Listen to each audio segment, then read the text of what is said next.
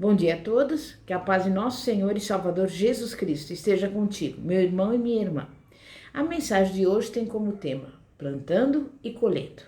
E nós podemos nos basear esta palavra em Gênesis 8, do versículo 13 a 22. Nós sabemos que quando Noé, seus filhos e suas noras saíram da arca, Deus declarou algo. Ele disse que enquanto ainda houvesse a terra, o tempo de semear e o tempo de ceifar não cessariam. O tempo de semear e o tempo de ceifar são princípios naturais e espirituais. Todo o reino de Deus opera nos princípios de plantar e colher. Na parábola do semeador, Jesus disse que não podemos entender o reino de Deus se não entendermos os conceitos naturais de semear e de ceifar. O reino de Deus opera segundo o princípio da semente. Nossa prosperidade financeira está diretamente relacionada ao princípio de plantar e de colher. A primeira coisa que devemos perceber é que devolver o dízimo não é plantar.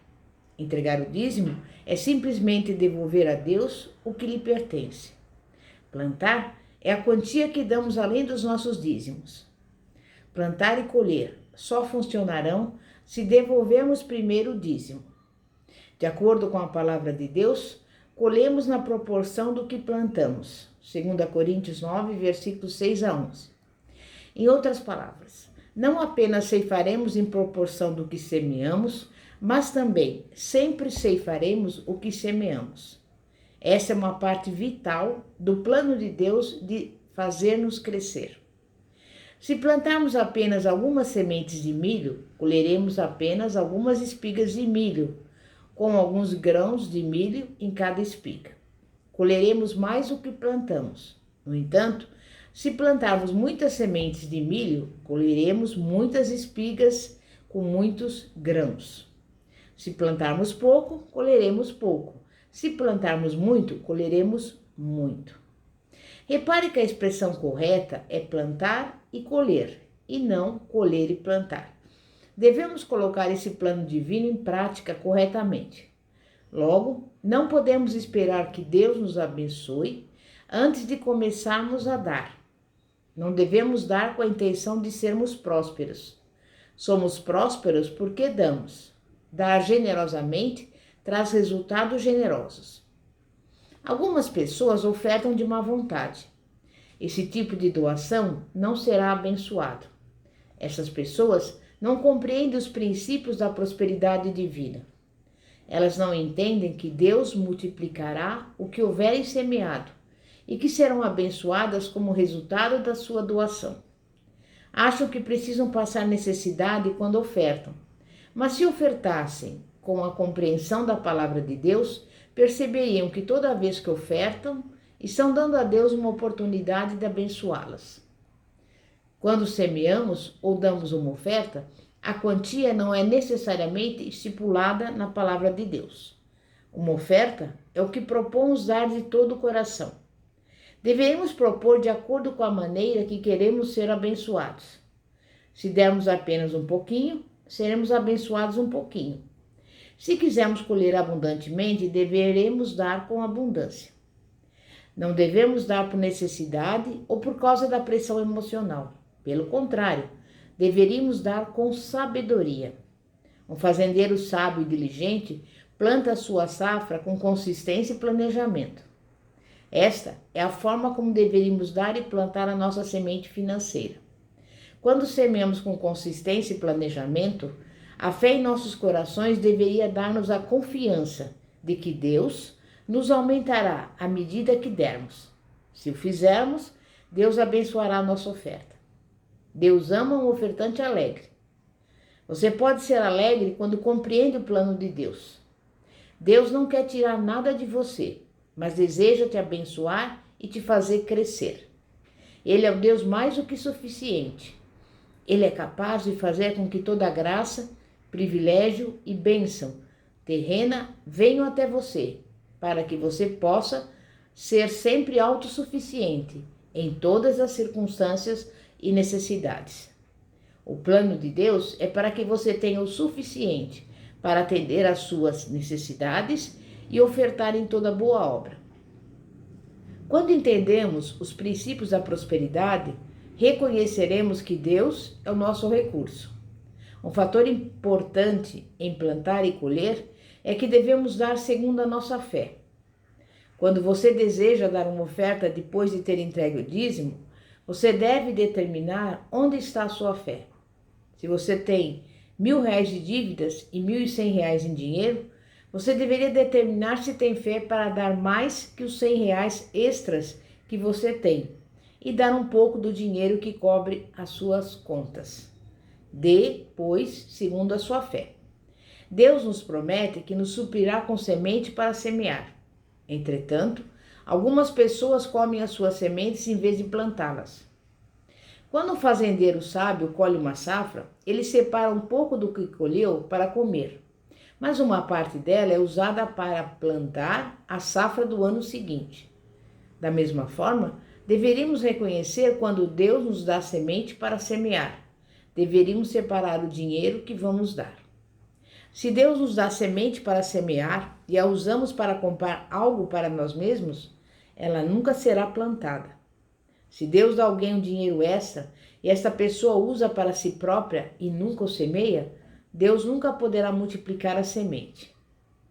Deus quer nos dar semente para plantar e Ele a multiplicará quando for plantada.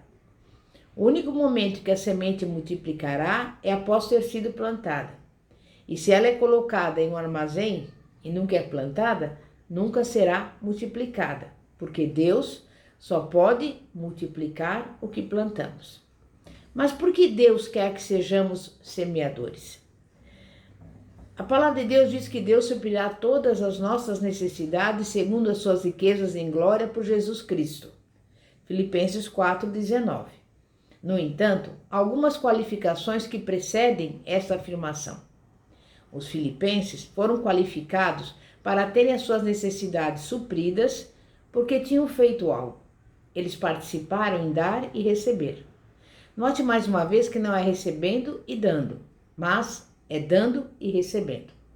Dar tem que vir primeiro, mas não se trata somente de dar, mas de também receber. Porém, dar, eu repito, precisa vir em primeiro lugar. Os filipenses deram a Paulo, pois ele estava fora pregando o evangelho. Essas pessoas deram para que Paulo pudesse pregar. Essa é a razão pela qual ele chamou seus dons de sacrifício aceitável. Quando elas deram, Paulo estava em uma outra área geográfica, levando a salvação às pessoas por meio da pregação das boas novas. O dom dos filipenses os colocou em uma posição de receber e ter as suas necessidades supridas. Paulo não procurou o dom, mas o fruto que aumentaria sua conta, pois eles haviam plantado as suas finanças na obra ceifeira de Deus. Às vezes, pastores ficam acanhados em pregar a verdade concernente à oferta e à prosperidade. Temem que as pessoas suspeitem que eles tenham falsos motivos. No entanto, Paulo diz que ele não estava procurando dádivas, mas o fruto que aumentaria sua conta. Este foi, e ainda é, uma bênção dobrada. Quando os filipenses deram, eles estavam prestes a receber. Quando plantaram a sua semente financeira, Deus a multiplicou em suas vidas. Quando os filipenses deram para alcançar os perdidos, aquelas pessoas responderam ao evangelho e foram salvas, tornando-se fruto em sua conta no céu. Não somente Paulo receberia uma recompensa por ter alcançado aquelas pessoas com o evangelho, como aqueles crentes de Filipos receberiam uma recompensa também, pois deram. Há uma recompensa na terra e outra no céu, por esse tipo de oferta. Deus nos dá uma colheita dobrada, uma na terra e outra no céu. O que colheremos na terra? Mais do que plantamos. Você pode ter um salário fixo, mas isso não muda a palavra de Deus. Como Deus faria isso para mim? Não sei, mas sei que a sua palavra é verdadeira. Um homem e uma mulher sábios ficarão entusiasmados e cheios de fé ao lerem sobre as promessas de Deus. e aqueles que se recusarem a plantar não terão uma colheita mais tarde. Em outras palavras, se um fazendeiro sair e olhar para as nuvens e decidir não plantar a semente, quando vier o tempo da colheita, ele não terá o que colher. Não podemos esperar pelas condições ideais. Devemos começar onde pudermos, até mesmo se for com uma pequena quantidade no início. Uma vez que você houver começado, Deus poderá devolver em dobro a você. Então você pode dar mais e colher mais, e dar mais e colher mais. Este é o processo. Nós plantamos, Deus multiplica, então nós colhemos. Na parábola de Marcos 4, versículos 26 a 29, vemos que um homem tem a responsabilidade de semear a semente. Deus não o pode fazer por nós.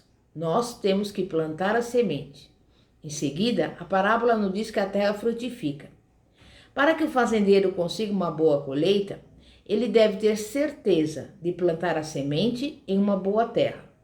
Se quisermos uma boa colheita financeira para as nossas vidas, devemos plantar nossa semente para ganhar almas para o reino de Deus.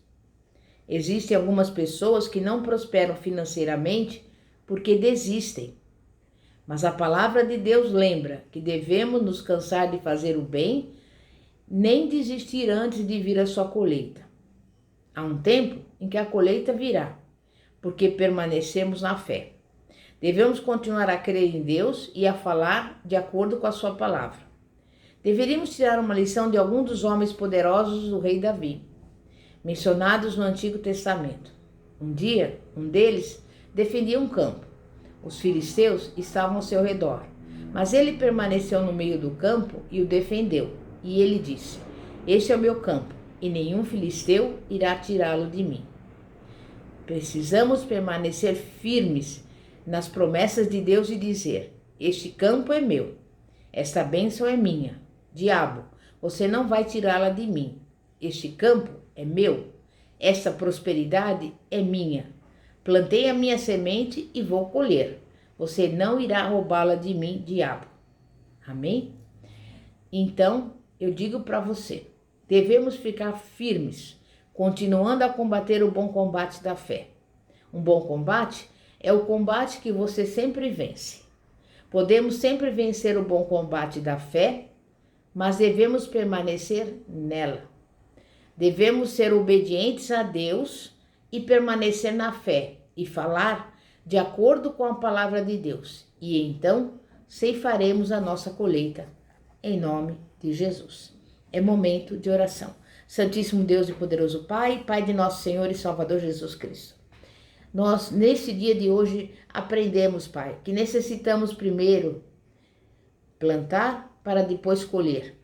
Que a cada momento o Senhor venha nos ensinar a apresentar a nossa oferta, a entregar a Ti, Pai, a nossa semente, para que o Senhor possa multiplicá-la em nossa vida.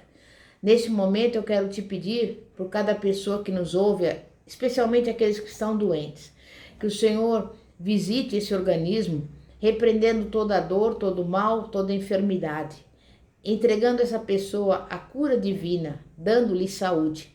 Também quero pedir por essa pessoa que está passando fome, passando por necessidades, mas Tu és o Deus da provisão, Jeová Jireh.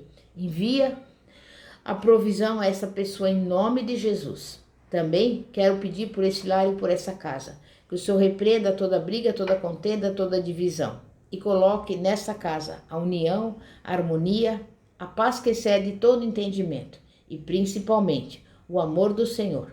É o que eu lhe peço e desde já te agradeço em nome de Jesus. Amém e graças a Deus. E antes de concluir este vídeo, eu convido você a se inscrever no nosso canal no YouTube, que se chama Igreja Poder de Cristo, cujo símbolo é uma semente. Sabe por quê?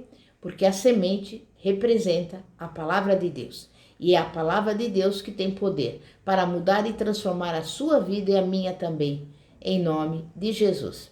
Pastora Fátima, da Igreja Evangélica Apostólica Poder de Cristo. Que a paz de nosso Senhor e Salvador, Jesus Cristo, esteja contigo. Glória a Deus, aleluia.